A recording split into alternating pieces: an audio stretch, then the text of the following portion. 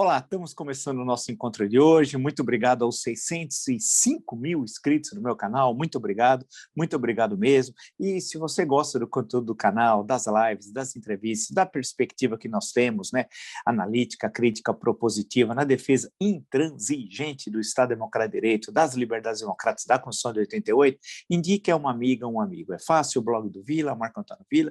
Dica para ativar as notificações, colocar like no que vocês gostarem e usar, como vocês muito bem fazem, a página dos comentários. Né? Lembro as entrevistas, hoje inclusive atrasamos um pouco, fizemos 2 entrevistas e postamos, uma com o professor Rodrigo Zeidan, da New York University de Xangai, na China, muito interessante a discussão econômica, e também o que é ser professor universitário na China. Assistam que vocês vão gostar.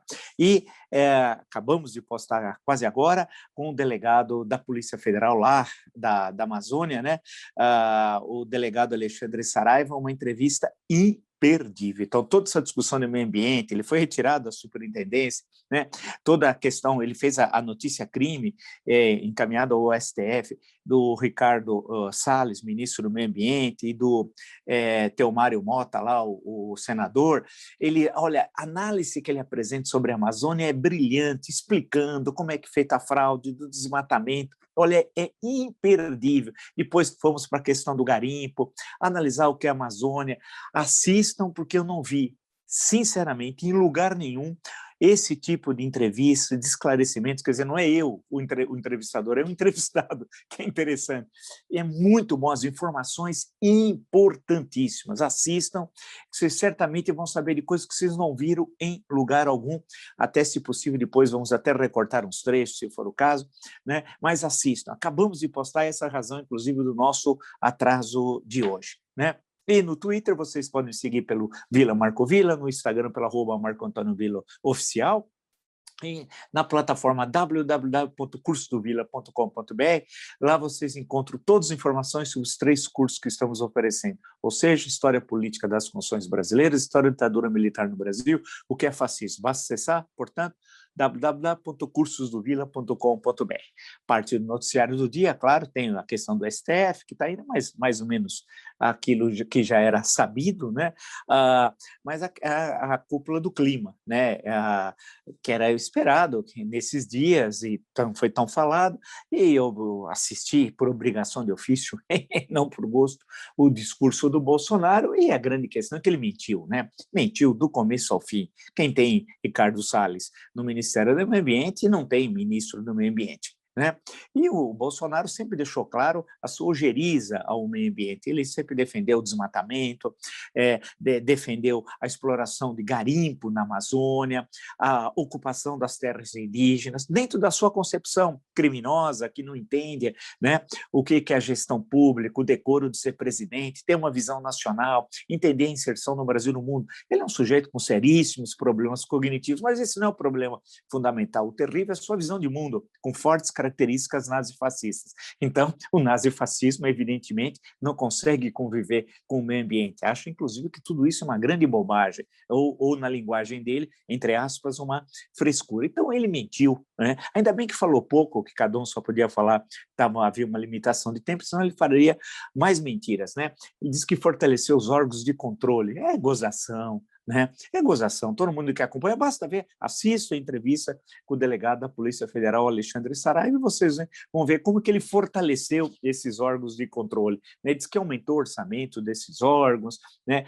Que fortaleceu isso, aquilo. Basta ver o que ele fez, não só com o IBAMA, mas com outras ações na região. Basta ver o que ele fez com o Fundo Amazônia lá em 2019. Em suma, tudo o contrário. É um montão de mentiras. Aquilo, evidentemente, não sensibiliza as autoridades mundiais, os outros governos, e o Brasil vai continuar sendo um Estado pária no meio ambiente. O problema não é o Ricardo Salles. O Ricardo Salles é um bestalhão, como outros tantos da história do Brasil, vai passar. É um idiotinha que amanhã ninguém vai lembrar mais dele. O problema é o Bolsonaro. No presidencialismo, isso eu falei até ontem no Jornal da Cultura, fiz questão de acentuar, troca ministro, põe isso, aquilo. A questão é o presidente da República, porque no parlamentarismo você tem muitas vezes um governo de coalizão, e aí a composição, o primeiro-ministro, que é o chefe de governo, não necessariamente concorda com o ministro X ou com o ministro Y, mas a composição obriga a ele conviver com aquele ministro. Não é o caso em tela. No presidencialismo, todos os ministros, a responsabilidade de sua designação é do presidente da República. Então, Ricardo Salles está lá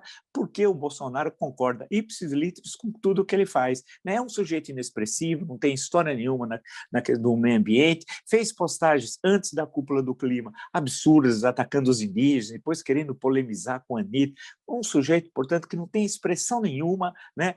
E que, claro, cria um problema seríssimo para o Brasil, porque, claro que é uma separação entre Estado e governo, mas vai ser duro o Brasil reconstruir a sua presença no mundo e no meio ambiente em particular, né, depois de nós passarmos pelo governo traidor genocida de Jair Bolsonaro. Não será uma tarefa fácil, vai ser uma grande luta. Um governo que está se aproximando, vale lembrar, eu vou entrar nessa questão, de 400 mil óbitos da Covid-19. Então, portanto, tudo que foi falado ali foi mentira, mentira, mentira, mentira.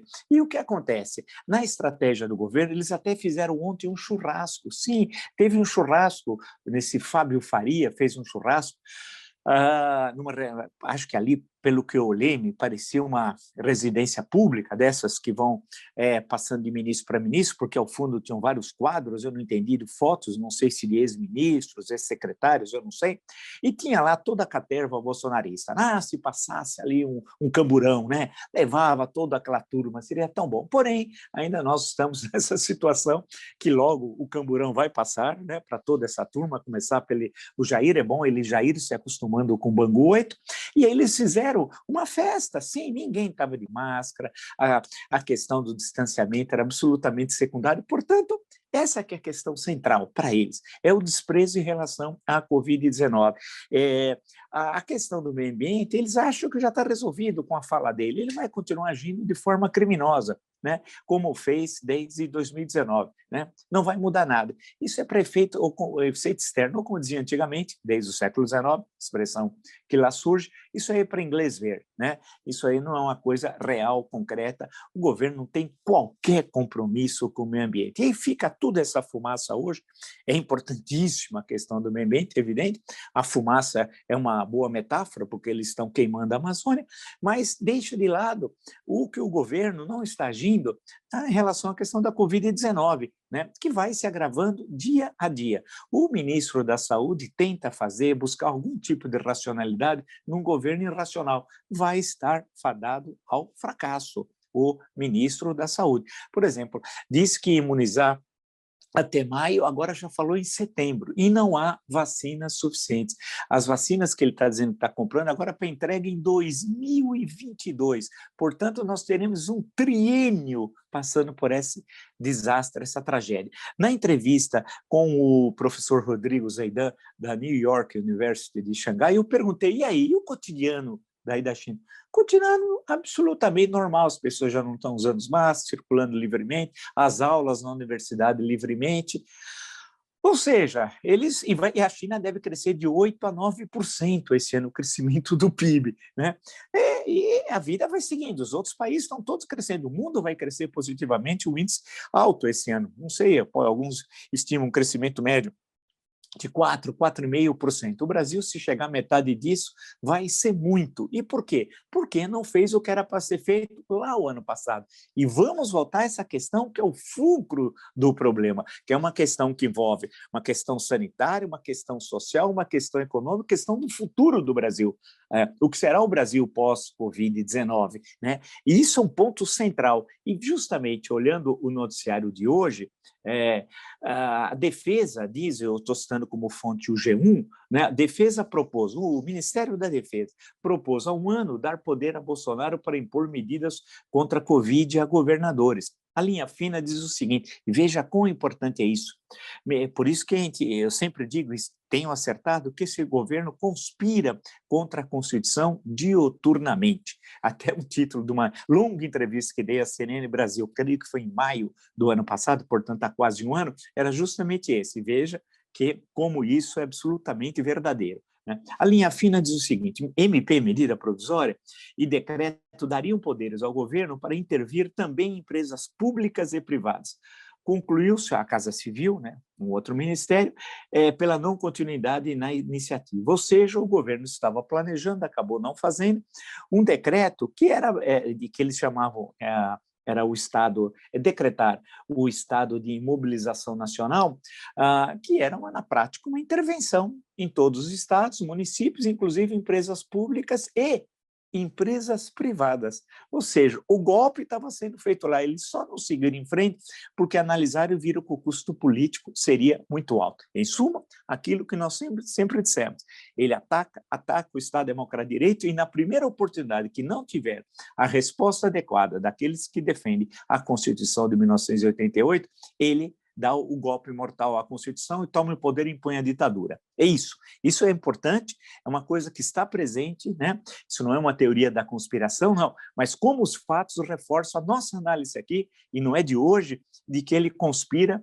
contra a Constituição e o seu caminho é no sentido de ir solapando as instituições, né, as bases do Estado Democrático de Direito, para tomar o poder e impor uma solução de força. É esse o intuito do criminoso Jair Bolsonaro. Criminoso contra a Constituição, contra o ordenamento legal. A questão é quando ele perceber que não tem a resposta adequada, ele vai avançando. Por isso que eu sempre insisti nesse espaço, a necessidade de rapidamente estabelecer uma barreira aos avanços nazifascistas do genocida Bolsonaro. Isso é importantíssimo. Então, essa informação reforça aquilo que nós sempre dissemos nesse espaço. Indo em frente, é importante também ver que a primeira, e aí eu tenho insistido nisso, isso nasceu aqui nesse espaço, que o locus da luta política, a partir da semana que vem, com a instalação da CPI da Covid, será a CPI da Covid, ali, porque o governo sabe que está jogando seu destino ali. Olha que é importante em termos analíticos, né? Eu vou chegar a isso, tem vários pedidos de impeachment, inclusive uma tentativa de unificá-los num super pedido, né? Mas, além da base jurídica, é bom lembrar que um pedido de impeachment é um pedido jurídico e político, não é só um pedido político e nem só um pedido jurídico. Isso é importante sempre destacar, né? Nós já temos algumas formulações jurídicas, que eu vou retornar isso daqui a pouquinho, mas a CPI vai fornecer um volume fabuloso de informações, e não no seu relatório final, vai ser muito antes. No primeiro mês de trabalho, e eles estão organizando muito bem os trabalhos, não só os depoimentos, e vão ser alguns bombásticos, imagina o Pazuello, imagina o Mandetta, imagina o Ernesto Araújo, e vamos por aí, né? O Brasil vai parar para assistir tudo isso. Imagina os cientistas que alertaram com muita antecedência a tragédia que nós estamos vivendo. Em suma, você vai ter depoimentos importantíssimos que o Brasil vai parar para assistir. E, concomitante a isso, você tem toda uma ampla documentação, porque volto a invocar, né, o artigo 58, parágrafo 3º da Constituição. Olha o início do artigo, quão importante é uma CPI. Reza o artigo. As comissões parlamentares de inquérito que terão poderes de investigação próprios das autoridades judiciais. Isso é importantíssimo. Ou seja, eles vão solicitar documentos e não adianta o governo dizer que não vai entregá-los, porque eles têm poderes judiciais, e esses documentos vão dar um substrato, uma base ainda maior a um processo de impeachment, porque lá vão constatar aquilo que nós já sabemos, porque houve um plano, uma conspiração do governo contra a população brasileira. Vamos a alguns desses fatos. Além do noticiário de hoje, né, membros da CPI, já tem os 11 titulares e 7 suplentes, defendem apurar primeiro se o governo negligenciou as vacinas. Aí está uma questão importantíssima, que é a questão das vacinas. E aí tem uma questão, insisto nisso, inclusive na BBC, no site da BBC Brasil, tem lá Omar Aziz, que deve ser o presidente da CPI por acordo, senador pelo estado do Amazonas, ele diz, muito mal explicado porque não compramos 70 milhões de doses da Pfizer em agosto. Diz a matéria, né, quando o governo recusou a oferta da Pfizer em agosto, de 70 milhões de doses que seriam entregues em dezembro.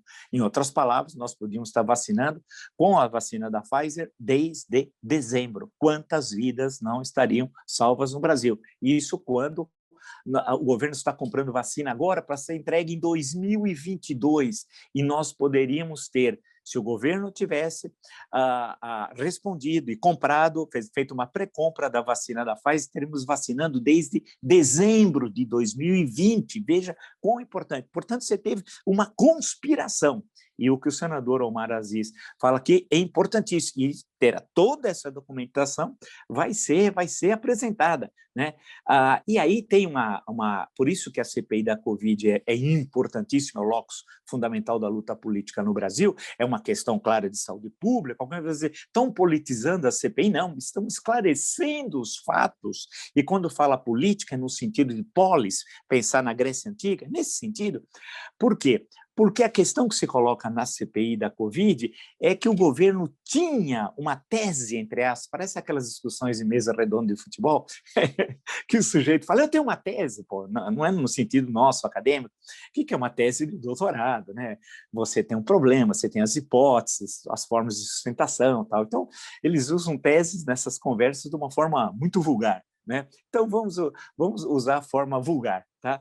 A tese do Bolsonaro, e isso eu até falei no Jornal da Cultura ontem, isso deve ter sido produzido, até imagino por quem, daqueles auxiliares mais próximos, né? Era de que eles apostavam e tinha intenção nisso, na imunidade de rebanho de 70%, e aí não precisariam de vacina. Era uma loucura isso. Isso é um aprendizado científico por WhatsApp. Eles acham que o aprendizado científico é por WhatsApp, né? Por um vídeo de 3, 4 minutos. É assim que eles se informam. Não pensa que eles se informam chamando cientistas, lendo, estudando, passando sábado e domingo trabalhando. E o Mandrião disse que, no fim do ano, os milhões que foram gastos nas suas férias, 17 dias de férias no final do ano, ele estava trabalhando na praia. Se ele não trabalha nem em Brasília, quanto mais em Santos, e em Guarujá, que ele estava, e em Santa Catarina. Nós vimos todas as cenas do trabalho, né? Quando ele fomentou aglomerações, não utilizou máscara, desqualificou a vacina e todas as medidas sanitárias, né? Ele acha que, falando isso são as justificativas do governo, engana toda a documentação que nós temos e que vai ser apresentada na CPI da Covid. Ele está mentindo, né? E ele tinha essa ideia maluca, né, daquelas pessoas que o cercam, uma caterva, uma gentalha, né, de que bastava ter imunidade de rebanho. Então, não comprou vacina, por exemplo, da Pfizer por causa disso, dentro dessa visão científica, que científica, daqueles... E olha, haja Dr. Mengele, hein? Os Mengeles que assessoraram e assessoram o Bolsonaro, os Mengeles, e nós temos muitos, hein? Muitos Joseph Mengele. Eu não imaginava, e agora entendo, os livros, tenho aqui, daqueles médicos que trabalharam para a Alemanha nazista, naqueles experimentos, com todas as aspas do mundo, com toda aquela barbárie, né? Agora eu entendo, agora eu começo a entender que eu não conseguia, porque você lê aquilo, é uma coisa tão absurda, tão dolorida, igual os campos de concentração, que você fala assim, meu Deus, isso é uma loucura, como é que uma pessoa pode ter feito isso? E um médico, né? Aqui no Brasil nós tivemos isso.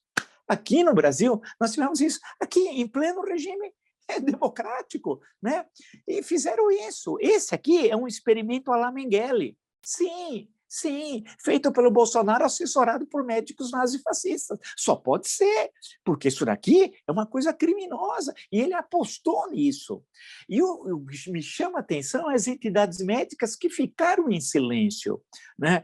É inacreditável. Algumas, vale lembrar, associações, não, como a Associação Médica Brasileira, vamos ser justos, mas eu não entendo o silêncio do Conselho Federal de Medicina sobre a cloroquina, que não é uma relação paciente-médico.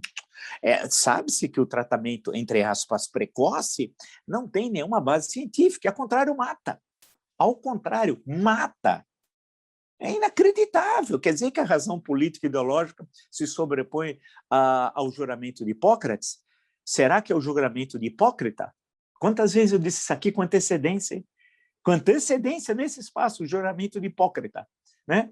É um negócio assim inacreditável. Então você tem um desenho de um cenário que é um cenário assim terrível, ou seja, um governo que iliberal, para usar aquela expressão que veio na Hungria, do Orbán, que por sinal é provável que perca as eleições, e aí vai ser interessante, cada vez mais o isolamento do Bolsonaro, Trump perdeu a eleição, na Hungria, o Orbán significa muito, porque ele tentou até fazer uma construção ideológica do seu antissemitismo, ele é antissemita, com fortes simpatias nazifascistas, né? É a sua concepção do mundo Orbán, que o governo brasileiro queria fazer uma aliança com a Hungria e com a Polônia, né? Que também tem a tradição antissemita da Polônia não é de hoje, estudem a Segunda Guerra Mundial e vejam a tragédia, né, do que foi o antissemitismo, lá não só da Alemanha nazista, mas de poloneses. É triste essa história, não adianta querer apagá-la, a história está presente, até um grande filme, se quiserem assistir, o Ida, filmaço, né? Já faz uns 3, 4 anos, quando eu podia em cinema, mas foi no Reserva Cultural, um filmaço, tratando justamente de a Polônia sob governo comunista, hein? E o antissemitismo é ali presente. Quer dizer, e esse governo atual tem claras manifestações antissemitas. O governo da Hungria, idem, né? Os ataques que ele faz aos Soros é claramente antissemita, né? Essa história de atacar os Soros, aí derivam a ideia de globalismo. Por isso que eu falo que os bolsonaristas são antissemitas. A estrutura, quando você começa a estudar um pouco mais a questão, é puramente o antissemitismo. E nos Estados Unidos isso é claro, é evidente, são racistas, antissemitas, né? Basta ver o Steve Bannon, o que ele pensa. E o representante dele na América do Sul, não nos esquecemos, é o Dudu Bananinha, aquele que falsamente mora em São Paulo. É deputado por São Paulo, mas não mora aqui. Desafio, como de hábito, o Dudu Bananinha a mostrar aonde o Dudu Bananinha mora em São Paulo, com a sua família, onde ele tem vida social. E o Steve Bannon tem o Bananinha como representante na América do Sul. Então, isso aqui é o cerne, por isso que eu estou insistindo e colocando a importância da luta política é ser ali, porque ali vai revelar tudo. E eles vão tentar fazer o quê? Eles, os nazifascistas bolsonaristas. E tenho acentuado isso com antecedência nesse espaço, e ontem no Jornal da Cultura também toquei nisso. Ou seja, eles vão querer desqualificar os 11 titulares, de todas as formas. Vão ameaçá-los fisicamente. Vão espalhar fake news. Vão atacar todas as ligações políticas que tenham com administrações, com partidos dos 11 membros da CPI, né? Vão usar a estrutura de Estado para isso, a BIM, GSI, vão tentar usar a Polícia Federal e até a Receita Federal. Nós estamos com um governo que não respeita as instituições, não respeita a Constituição cidadã.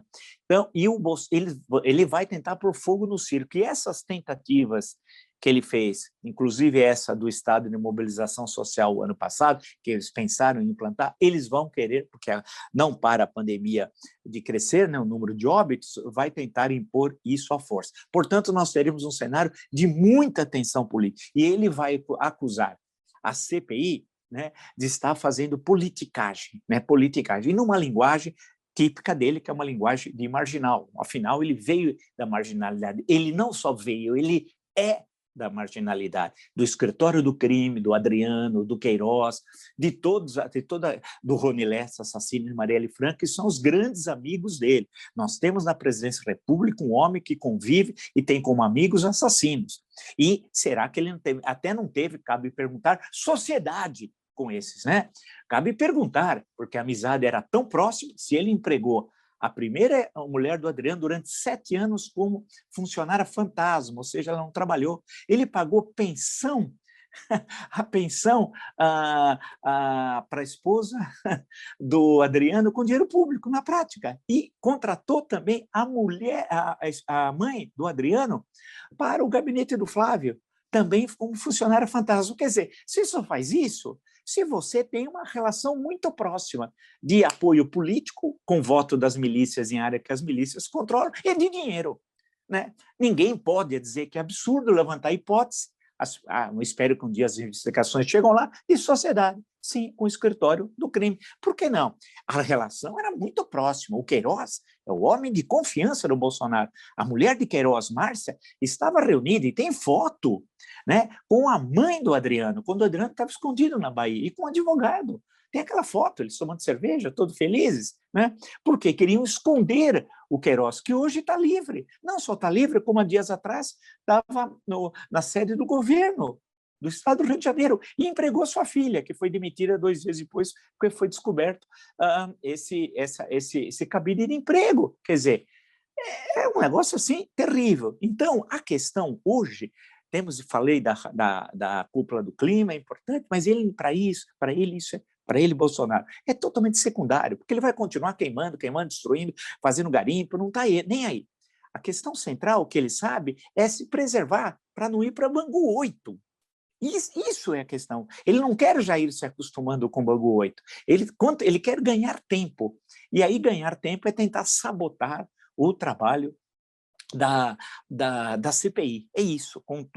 E hoje, lembrando, é o dia do descobrimento do Brasil. Antigamente, se as escolas tinham atividades, se falava, dia 22 de abril. Hoje nós não sabemos de nada. Ontem ninguém lembrou, afinal das questões, ninguém lembrou. Alguns tocaram, nós tocamos aqui de passagem na questão do 21 de abril, né, no Tiradentes, e a questão do descobrimento do Brasil. E eu acho que a grande tarefa que nós temos, acho que o grande desafio nosso, né, é apoiar, primeiro, essa tentativa que a oposição está fazendo, e isso é importantíssimo, eu estou usando como fonte aqui o antagonista, que diz que vários políticos de vários partidos da oposição vão fazer uma reunião virtual amanhã e tem como pauta unificar os pedidos de impeachment. Isso é importantíssimo, sempre tenho falado aqui, né?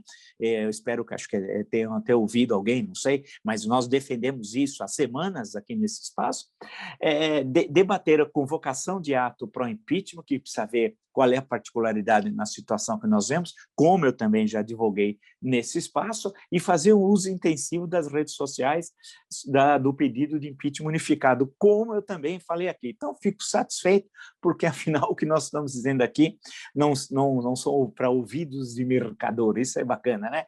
Mas isso aqui está sendo ouvido e sendo colocado em prática. Acho isso aqui é importantíssimo. E essa data que nós vivemos, né, hoje, dia 22 de abril, é o descobrimento do Brasil. Claro que o descobrimento é uma expressão que alguém fala assim, mas já tinha os indígenas aqui. É verdade, quantos tinham? Não sei, a estimativa, inclusive no meu livro História Concisa, eu começo a discutir também essa questão, os números variam, 1 milhão, 1,5 milhão, 2 milhões, e algumas estimativas muito exageradas que não creio que se sustentam discutindo demograficamente em 1500, quantos indígenas estavam aqui no que hoje chamamos de Brasil. Evidentemente que nós sabemos como é que foi o processo de ocupação, né? Como é que foram extintas inúmeras comunidades indígenas, que elas também tinham contradições entre si, foram usados por franceses contra portugueses, né? Comunidades indígenas. Nós não estamos aqui num paraíso terreal, né? Havia contradições fortíssimas entre elas, e há, inclusive, uma longa e boa bibliografia sobre isso. Isso não significa, vale destacar, que se legitima o processo de ocupação das terras indígenas, o massacre de comunidades, evidentemente que não, só para deixar registrado. Mas quando se fala de descobrimento, é no sentido da inserção dessa região que hoje chamamos de Brasil num processo de globalização, que a expansão marítima portuguesa inaugura. A partir de então, você tem um mundo global, a partir especialmente da chegada de Vasco da Gama à Índia, já em 1498, né? Aí, já 10 anos antes, o Bartolomeu Dias ultrapassaram o Cabo da Boa Esperança, o antigo Cabo das Tormentas, e aí você tem um processo de globalização, em que tem a presença da Ásia, da África, da Europa e do continente americano, né? Mais à frente, a Oceania vai fazer parte desse processo. Então, o descobrimento do Brasil faz parte dessa visão geral de mundo. E aí nós temos que repensar o nosso país. Nós estamos vivendo um momento muito difícil. Eu sempre digo que as sequelas da Covid têm sequelas de todos os tipos, no campo físico, as pessoas vão precisar de remédios, fisioterapia, vão ter problemas, né, sérios, porque muitos vão levar isso por decorrer de toda a sua vida, vão ter problemas de se readaptar ao mundo do trabalho, né? Tem problemas no campo da educação, 2 anos de educação perdido, né? Você vai ter gente que perdeu seus negócios, problemas emocionais, psiquiátricos oriundos, né, da Covid-19 e dos seus efeitos. Então, temos inúmeras sequelas. As desigualdades sociais que se aprofundaram num país já desigual, tem tudo isso. Então, vai ser uma tarefa também, aproveitando essa data, de redescobrir o Brasil, né? De conhecê-lo, entender também as potencialidades do Brasil. A entrevista com o delegado da Polícia Federal, Alexandre Saraiva, coloca essa questão. Como que você pode, no caso da Amazônia Legal, vale, nossa, Amazônia Legal não é só o estado do Amazonas, né, da Amazônia Legal, como você pode, ali você tem um tesouro, como você pode ter uma economia que garanta a sustentabilidade, a exploração racional da floresta, né? E como isso pode ser importante para a economia brasileira, para o mundo, para todas as questões do meio ambiente, que nós sabemos, e para a economia brasileira e para as populações que lá vivem também. Então, essa, né, de redescobrir o Brasil, redescobrir tudo aquilo que nós somos hoje, que nós poderemos ser, né? E dar apontar que nós temos de sair dessa crise. Essa é uma crise muito diferente de todas as outras, e já expliquei em vários encontros.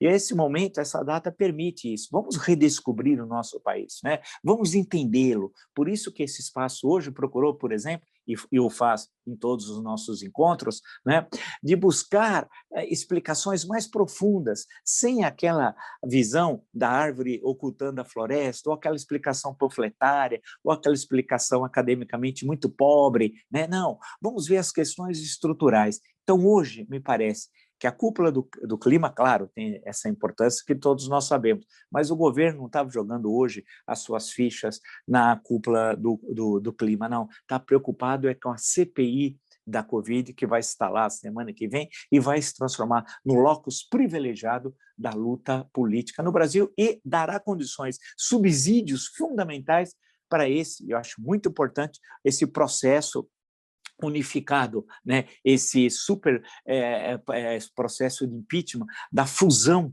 das várias solicitações de impeachment, inclusive, creio que o próprio documento da OAB. Tem de ser a sociedade civil via crime de responsabilidade, via infração penal comum, só o Procurador-Geral da República pode acusar o presidente.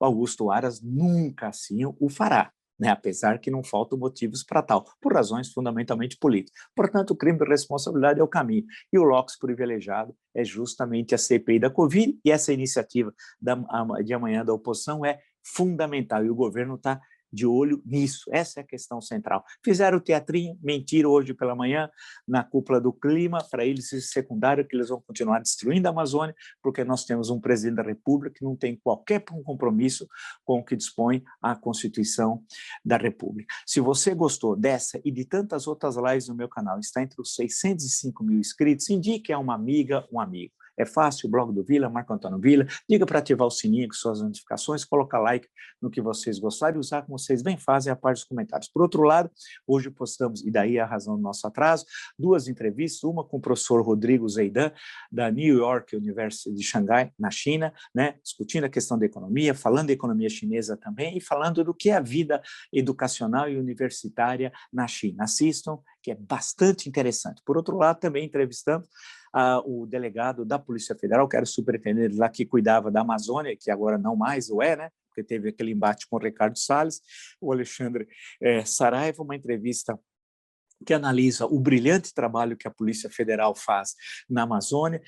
E eles põem como é que funciona essa economia da madeira, essa economia clandestina, como é que eles acabam construindo licenças falsas, como é que é feito esse comércio, a relação com as autoridades locais e com o mundo exterior, né? Passamos pela questão do garimpo. Olha, ali tem informações preciosíssimas e eu acho também indispensável para vocês, é imperdível essa entrevista. Lembro que no Twitter vocês podem me seguir pelo Vila Marco Vila, no Instagram pelo @Marco Antônio Vila Oficial e na plataforma www.cursodovila.com.br. Lá vocês encontram todas as informações sobre os 3 cursos que oferecemos: História Política das Funções Brasileiras, História e Ditadura Militar no Brasil e o que é fascismo. Basta acessar, portanto, www.cursodovila.com.br. Nos encontramos amanhã. Até!